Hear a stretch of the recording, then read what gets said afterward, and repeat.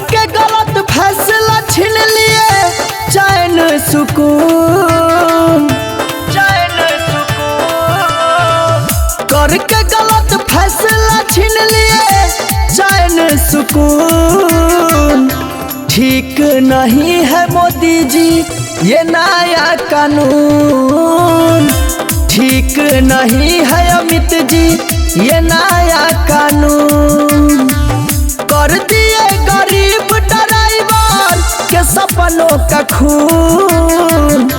ठीक नहीं है आपका ये नया कानून, ठीक नहीं है हिट एंड रन कानून।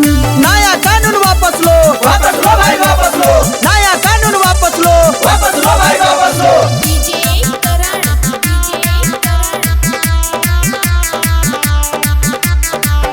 एक तो पहले से छाई है बेरोजगारी, दूसरा ऐसा निर्णय लेकर गलती की है भारी, गलती की है भारी।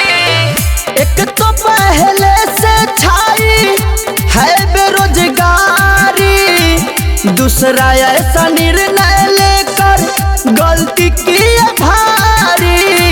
ड्राइवर खलासी की भी बात लीजिए सुन।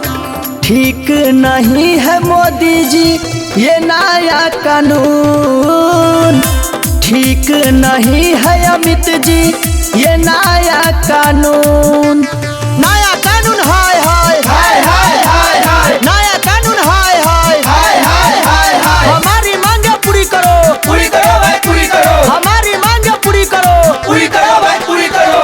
हर साल नया नया नियम बनाते हैं, कभी भारतवासी कभी बिहारी को सताते हैं।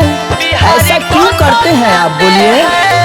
हर साल नया नया नियम बनाते हैं, कभी भारतवासी कभी बिहारी को सताते हैं। अभिनंदन एम के बरादर कहे काली कुछ पून, वापस लेना होगा आपको ये कानून, वापस लेना होगा हिट एंड रन कानून।